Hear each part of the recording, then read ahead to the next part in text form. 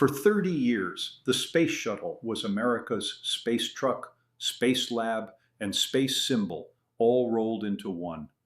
It launched satellites, built a space station, and occasionally scared Congress half to death. Today, we're going to look at why this national icon was retired and why the reasons were less dramatic than you might think.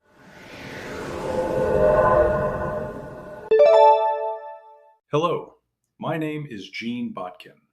I study space and its growing importance in our daily lives. And I'm building a society for people who want to participate in the new space age. Our topic today is why the Space Shuttle program ended. Let's begin. When NASA unveiled the Space Shuttle in the 1970s, the sales pitch was refreshingly simple. Stop throwing rockets into the ocean and start flying them again. Reusability would make spaceflight routine, affordable, almost dull. In theory, that is exactly what you want from transportation. No one brags about the drama of a bus ride. The shuttle's architecture reflected that ambition. A winged orbiter rode to space strapped to a massive external tank, assisted by two solid rocket boosters that parachuted into the Atlantic for recovery. The orbiter would glide home like an aircraft, land on a runway, and fly again. Early projections suggested up to 50 launches per year. That number was repeated often enough to feel plausible. With that cadence, costs per launch would fall dramatically. Satellites, laboratories, even space factories would become common. Low Earth orbit would start to resemble an industrial park with a good view. Reality was more stubborn. Refurbishing the orbiter after each mission required thousands of technicians and months of work. Heat shield tiles had to be inspected individually. Engines were removed and overhauled. Instead of an airline, the shuttle operated more like a handcrafted race car. Launch rates rarely exceeded single digits per year. Costs remained high. The elegant truck was powerful, versatile, and visually stunning, but it never became cheap or routine.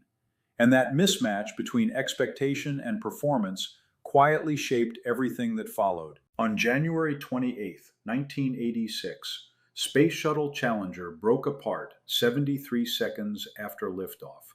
7 astronauts were killed. The proximate cause was an O-ring failure in a solid rocket booster joint, a small component with catastrophic consequences. Engineers had voiced concerns about launching in unusually cold weather. Management overruled them. Until that morning, the shuttle had been drifting toward normalcy in the public mind. School teachers were flying. Launches were televised as civic rituals. The system was presented as mature. Challenger shattered that illusion. The fleet was grounded for nearly 3 years. During that time, investigations revealed uncomfortable cultural truths, communication failures, schedule pressure, a tendency to normalize anomalies because previous flights had survived them. The shuttle was not an airliner. It was a high-risk experimental vehicle being treated like infrastructure. Policy followed tragedy. Commercial satellite launches were reassigned to expendable rockets. National security payloads moved away from the shuttle. The United States quietly concluded that concentrating too many missions on one crewed vehicle was unwise. When flights resumed in 1988, the shuttle returned to service with upgrades and stricter oversight. It would go on to perform extraordinary work. Yet Challenger permanently altered its role. The program's original economic vision had depended on high launch rates and broad commercial use. That future evaporated in a cloud over the Atlantic, leaving a more limited, more cautious enterprise in its place. In 2003, Space Shuttle Columbia disintegrated during re-entry. A briefcase-sized piece of foam had struck the left wing during launch, damaging the thermal protection system. On the way home, superheated plasma entered the wing and tore the vehicle apart. 7 astronauts were lost. By then, the shuttle had compiled an impressive resume. It had carried modules into orbit to assemble the International Space Station. It had launched and serviced the Hubble Space Telescope, rescuing one of the most productive scientific instruments in history. The vehicle was no longer experimental in spirit, it was institutional. That made the second disaster more unsettling. Foam shedding was not new. It had been observed and classified as an acceptable risk. Over time, an anomaly became a feature. Columbia exposed how fragile that logic was. The investigation concluded that deeper cultural and structural issues remained. The shuttle's design, with its side-mounted orbiter and delicate tile system, carried vulnerabilities that could not be eliminated without fundamental redesign. Such a redesign would have required years and billions of dollars. By the early 2000s, the orbiters were already aging machines built on 1970s compromises. Columbia forced policymakers to confront a blunt fact. The shuttle was no longer the future. It was an aging bridge that had carried the nation across one era and was nearing the end of its useful span. Even without tragedy, the shuttle faced a quieter adversary: arithmetic. Each mission required months of preparation. After landing, the orbiter was rolled into a processing facility where thousands of heat shield tiles were inspected one by one. The main engines were removed, examined, and refurbished with almost ceremonial care. Solid rocket boosters were recovered from the ocean, disassembled, cleaned, and rebuilt. Reusability, in practice, meant rebuilding large portions of the system every time. The result was a launch cost that rarely aligned with early promises.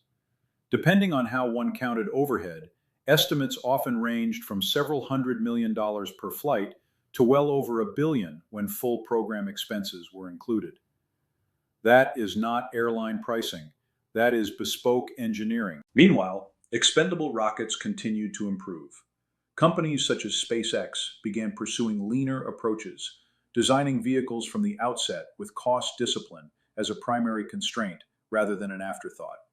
Even before commercial crew systems matured, the economic contrast was becoming uncomfortable.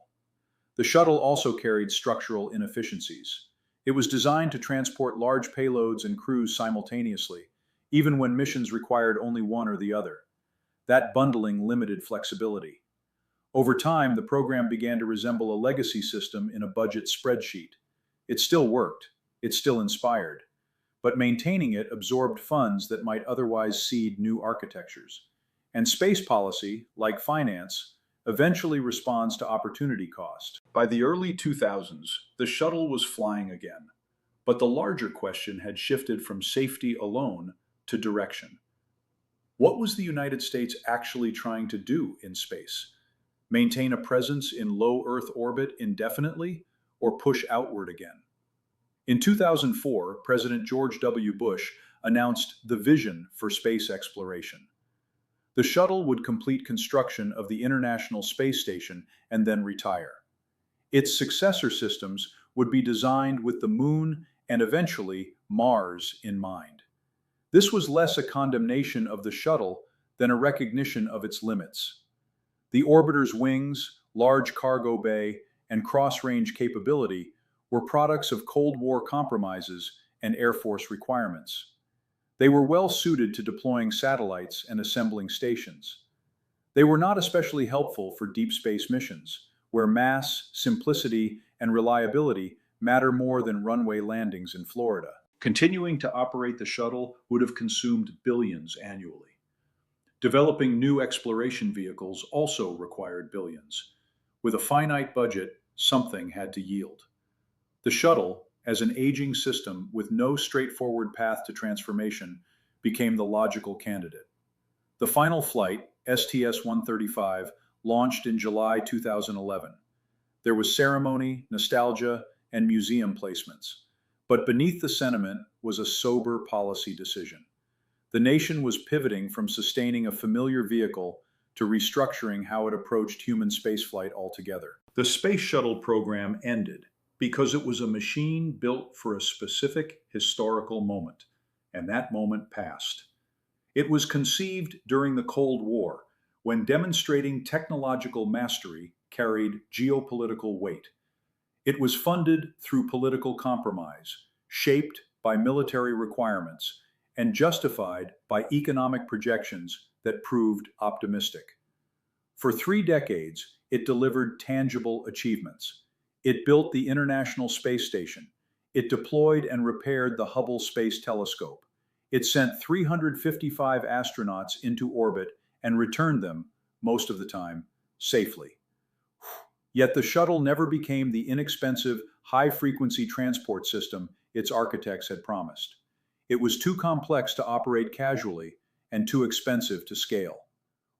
Two catastrophic losses exposed the inherent fragility of a vehicle that combined heavy lift capability, crew transport, and partial reusability in a single design. By 2011, policymakers faced a choice between sustaining a costly legacy system or opening the field to new architectures, including commercial providers and vehicles purpose-built for distinct missions. Retirement was not an emotional reaction. It was a strategic recalibration. The shuttle's era closed not with failure, but with completion. It had carried the United States from the post-Apollo gap into the age of permanent orbital presence. Its successor systems would be leaner, more specialized, and shaped by a different economic logic. In that sense, the shuttle did not collapse. It concluded. If you found this useful, like the video, and let me know in the comments whether you think retiring the shuttle was the right call.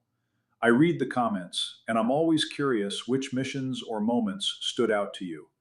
Subscribe if you want more clear-eyed conversations about how space policy actually works, why certain programs live or die, and what that means for the next generation of explorers and engineers. This has been Gene Botkin with Eleonarda. End transmission.